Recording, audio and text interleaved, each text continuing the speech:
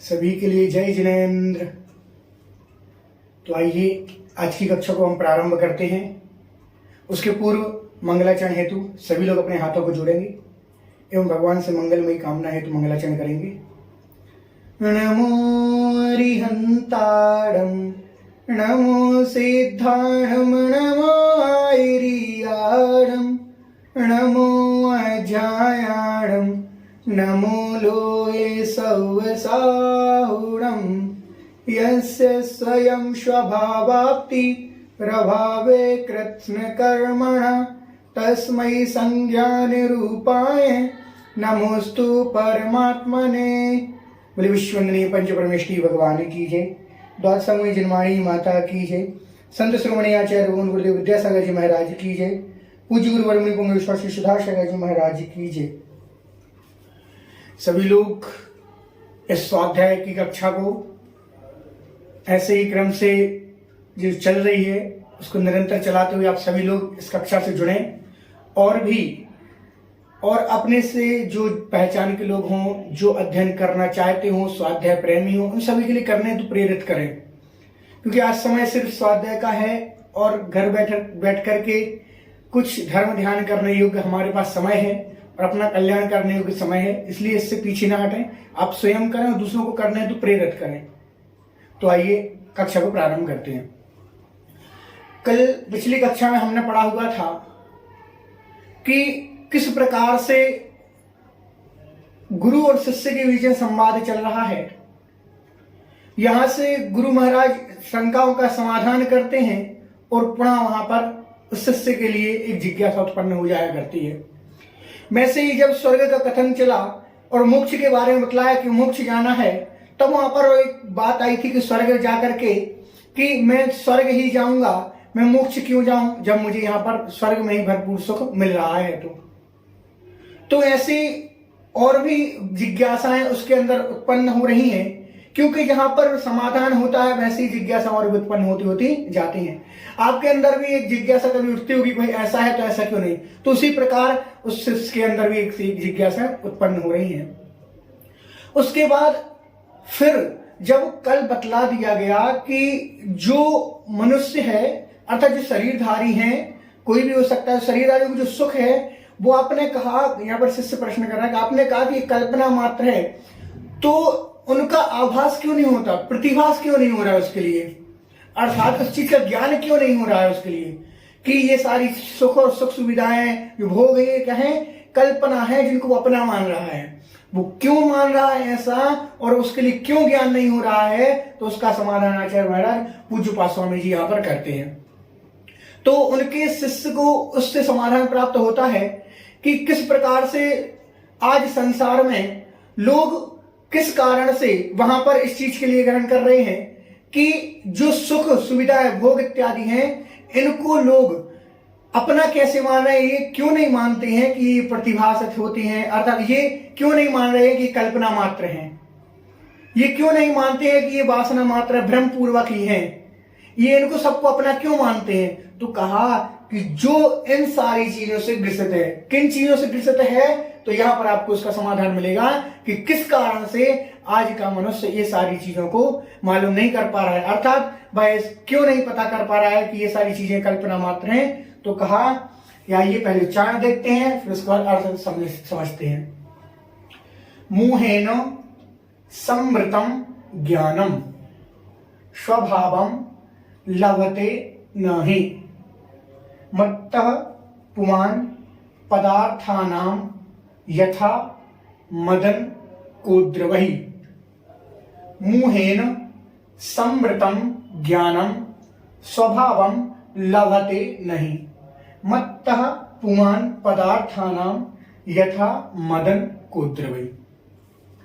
मोहेन समृतं ज्ञानं स्वभावं लभते नहि मत्तः पुमान् पदार्थानां यथा मदन कोद्रवहि। पुनः देखें, मोहेन समृतं ज्ञानं स्वभावं लभते नहि मत्तः पुमान् पदार्थानां यथा मदन कोद्रवहि। सभी लोग उच्चारण को बार बार प्रयत्न करें, जिससे उच्चारण भी सही होगा और साथ ही श्लोक भी आपको स्वतः ही तुरंत याद हो जाएंगे। तो आइए अर्थ देखते हैं। मोहेन, मोह के द्वारा। और यहाँ पर समाधान हो रहा है कि आज संसारी जो प्राणी है, देह से सहित प्राणी है, उसके लिए सुख सुविधाओं का प्रतिभास क्यों नहीं हो रहा है कि कल्पना मात्र है।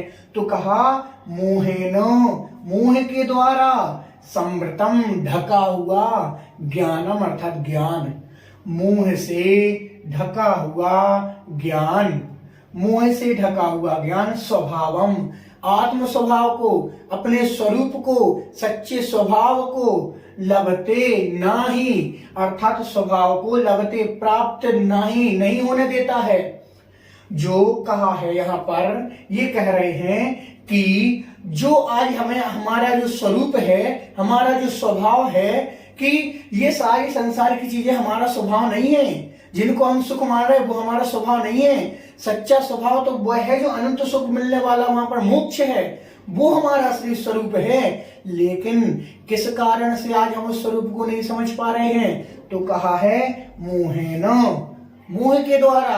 आज संसार प्राणी का इतना अधिक मोह है, इतना अधिक मोह बढ़ गया है कि वह मोह के कारण अपने ज्ञान को नहीं पहचान पा रहा। उसका ज्ञान कैसा हो गया है, ढक गया है। मोह के द्वारा ढका हुआ ज्ञान स्वभाव को लभते नहीं, प्राप्त नहीं होने देता। अर्थात यहां पर कह रहे हैं कि जो मोही व्यक्ति है, जिसको मोह है, वो क्या अपने सही स्वरूप को क्या पहचान नहीं पाता, अर्थात प्राप्त नहीं कर पाता। क्यों नहीं कर पा रहा? संसार में फंसा हुआ है, सुख सुविधाओं को देख रहा है, मोह के कारण वह अपने स्वरूप को भूल गया है कि सच्चा स्वरूप मेरा क्या है। वह मोह के कारण घर गृहस्थी में लगा हुआ है। वह ये देख रहा है कि ये घर परिवार ही मेरा सब कुछ है। वो ये देख रहा है कि घर में ही मुझे सब कुछ मिल रहा है, वही सुख मिल रहा है। नहीं, वो सुख नहीं है, वो सच्चा सुख नहीं है, क्योंकि ये तो सारा का सारा छूटने योग्य है, छूट जाएगा समय आते ही। तो हमें जो सच्चा सुख है और जिसके बारे में हमें सुख प्राप्त होगा, सच्चा सुख, वो हमारा कौन रोक रहा है? मोह। ये मोह है जो हमारे सच्चे स्वरूप को रोक रहा है। आज हमारा मोह है, चाहे वह घर परिवार, तो किसी भी वस्तु से। हमें तो मोह तो एक छोटी सी अचेतन वस्तु से मोह हो जाता है। छोटी सी कोई वस्तु यदि हमारी कोई हमसे छीन लेता है, उससे भी हमें मोह रहता है। तो कहा इन सारी चीजों से, ये सारी चीजें हमारी मोह है ना, मोह के द्वारा हम ढके, मोह के द्वारा समृतम ज्ञान, मोह के द्वारा ढका हुआ ज्ञान स्वभाव को लभते नहीं। हमारा ज्ञान कैसा है? मोह से ढका हुआ है। ज्ञान अर्थात ज्ञान मुंह है ना, मुंह से ढका हुआ है। मुंह से ढका हुआ हमारा ज्ञान स्वभाव को प्राप्त नहीं होने देता। कैसे नहीं होने देता? एक उदाहरण के माध्यम से बता रहे हैं कि एक मोही व्यक्ति जो है, जिसका मोह अधिक है, उसकी हालत कैसी होती है। तो कह रहे हैं कि जो मोह में अधिक ग्रसित हो गया, उसकी हालत ऐसी होती है कि मत्तः पुमान पदार्थानाम यथा मदन कोद्रवई। मत्तः अर्थात मदमस्त, पुमान अर्थात पुरुष, मदमस्त पुरुष। कौन सा? मदमस्त पुरुष। जैसे मदमस्त पुरुष पदार्थानाम, पदार्थों को खाकर के। कौन से पदार्थों को? तो कहा कोद्रवई मदन अर्थात नशीले कोदों को, नशीले पदार्थों को खाने पर, अर्थात यथार्थ जैसे मदमस्त पुरुष नशीले पदार्थों को खाने पर स्वभाव होता है, वैसे आज मोही व्यक्ति की हालत है। कैसी है? पुनः देखें एक बार। यहां पर विषय ऊपर है कि मोह से ढका हुआ जो ज्ञान है हमारा, वह क्या हमें आत्मस्वरूप को प्राप्त नहीं होने दे रहा है।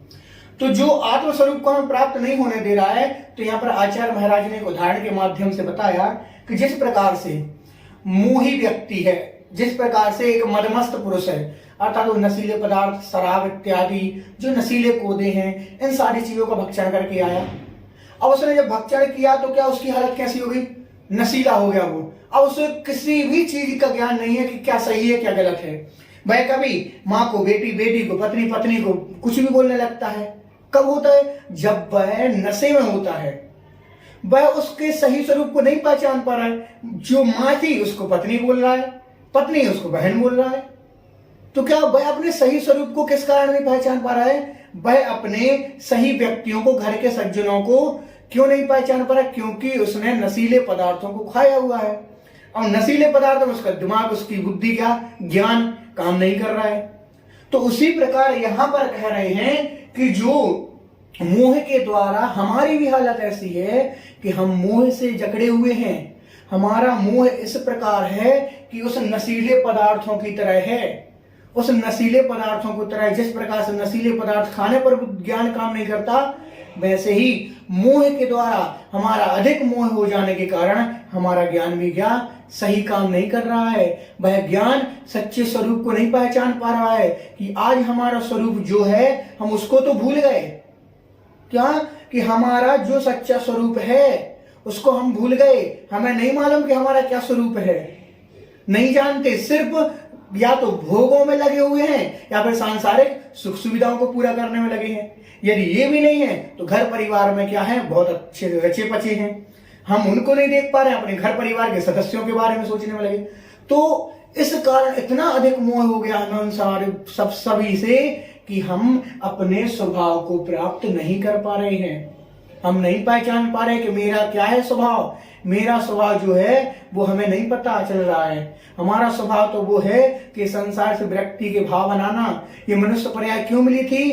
क्योंकि हमें मनुष्य पर्याय ही एक मोक्ष का साधन है। कि ये मनुष्य पर्याय हमें इसलिए मिली है क्योंकि इस मनुष्य पर्याय में आकर के हम पहले छोटे छोटे नियमों से अभ्यास करके अणुव्रत की ओर पहुंचे। जैसे ही अणुव्रत प्राप्त हो, अब हमारे महाव्रत धारण करने के भाव बनने चाहिए। हम मुनि इत्यादि बने, मुनि आर्य इत्यादि बन करके फिर हम क्या करेंगे, स्वर्गों में जाकर के स्वर्ग से फिर आकर के हम निश्चित रूप से मोक्ष जाएंगे। माना भी मोक्ष नहीं है, लेकिन तब तक के लिए स्वर्ग जाकर के हम इस प्रकार के दुखों से बच सकते हैं। हम यही भावना पाए कि हमारे लिए क्या मोक्ष ही प्राप्त करना है। हमारा जो मोह है, ये हमारा मोह हमें संसार में और अधिक भटकाने वाला है। यदि मोहनीय कर्म की उत्कृष्ट स्थिति बन गई, सोचो हम जो मोह कर रहे हैं इस कारण से यदि हमारे इसी मोहनीय कर्म की स्थिति उत्कृष्ट बन गई तो हमें संसार में कितने वर्षों तक भ्रमण करना पड़ेगा मालूम है? 70 कोढ़ा कोढ़ी सागर तक। 1 करोड़ को 1 करोड़ में गुणा करते जब जाकर के 1 कोड़ा कोड़ी होता है, तो वैसे 70 कोड़ा कोड़ी और सागर। अब विचार करो, यदि हमारा मोह इतना प्रगाढ़ है, इतना अधिक मोह हो रहा है, तो समझ लेना कि यदि हमारा एक उत्कृष्ट स्थिति बन गई तो अब इतने समय तक हमें संसार से कोई दूर नहीं कर सकता। तो हम नहीं चाहते कि इतने अधिक समय के लिए हमारे लिए कहां भटकना पड़े, इस संसार में भटकना पड़े। हम नहीं चाहते।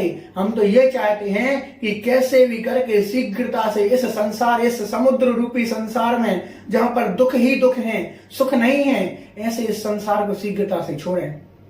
तो जो भी ये चाहता हो कि मुझे क्या इस संसार से को छोड़ना है, जिसके भी इस संसार को छोड़ने के विरक्ति के भाव हों, अर्थात जो ये सोचता हो कि मैं अनादिकाल से संसार में भ्रमण कर रहा हूं और ना जाने कब तक भ्रमण करूंगा, इसलिए भगवान मेरे ऐसे भाव बनाओ, मेरे अंदर ऐसी विरक्ति के भाव लाओ कि मैं क्या करूं, इस संसार से दूर हो जाऊं। भगवान नहीं करेगा, लेकिन हमें खुद करना पड़ेगा। हमें धीरे धीरे छोटी छोटी चीजों को क्या करना पड़ेगा, दूर करना पड़ेगा। क्योंकि छोटी छोटी चीजों के बाद ही क्या होता है, बड़े बनते हैं। तो क्या छोटी छोटी चीजों को हम करें, इस मोह को त्यागें, व्रतों का पालन करें, नियम संयमों को पालन करें और धीरे धीरे अणुव्रतों का पालन करें और फिर महाव्रत पालन करने का योग प्रयास करें। तो क्या आज के श्लोक में इतना ही कहा हुआ है कि जिस व्यक्ति के पास में अधिक मोह है, मोह से जिसका ज्ञान ढका हुआ है, तो वह अपने स्वभाव को प्राप्त नहीं कर पाता। और जिस प्रकार से एक नशीला पुरुष नशीले पदार्थों को खा लेने से क्या अपने स्वभाव को प्राप्त नहीं कर पाता है, अर्थात अपने परिजनों को नहीं पहचान पाता है, उसी प्रकार हमारी भी मोह के द्वारा स्थिति हुआ करती है। तो आज की कक्षा में हमने यही समझा कि जो पुरुष जिसके पास मोह अधिक है वह अपने स्वभाव को नहीं पहचान सकता, इसलिए इस मोह को कम करने का हमें प्रयत्न करना चाहिए। इसी कारण से वह इन सुखों को क्या मान रहा है, सच्चा सुख मान रहा है। ये कल्पना है, लेकिन इनको मोह की वजह से इनको सच्चा सुख मान रहा है। तो क्या आज हम इतना ही समझते हैं कि इस प्रकार से कहा कि जो हमारा मोह है यह हमें अपने सच्चे स्वरूप को प्राप्त नहीं होने दे रहा है। जो सुख है, जो सुविधाएं हैं, घर परिवार के प्रति मोह है, ये सारा का सारा कल्पना मात्र इस प्रकार से है कि कल्पना ही है, परंतु मोह के द्वारा हम क्या नहीं हो पा रहे हैं, उसको समझ नहीं पा रहे हैं। तो सभी लोग इसका पुनः अध्ययन करेंगे, एक बार इसको रिवीजन के रूप में रिवीजन करते जाएं, पीछे के भी श्लोकों को बार बार याद करते जाएं, पढ़ते जाएं, सुनते जाएं, जिससे आपका अध्ययन क्या हो, पुनः बना रहे। यह आपका जैसे जैसे आप तैयारी करते जाएंगे वैसा वैसा अध्ययन आपको बना रहेगा, अन्यथा आप सारा का सारा आगे पढ़ा पीछे सब भूल गए। तो ऐसा ना हो, इसलिए बार बार अध्ययन करें, बार बार पढ़ाई करें। चलिए आज के लिए इतना ही, बाकी सभी लोग स्वाध्याय करें और दूसरों को स्वाध्याय करने हेतु प्रेरित करें। सभी के लिए जय जिनेंद्र।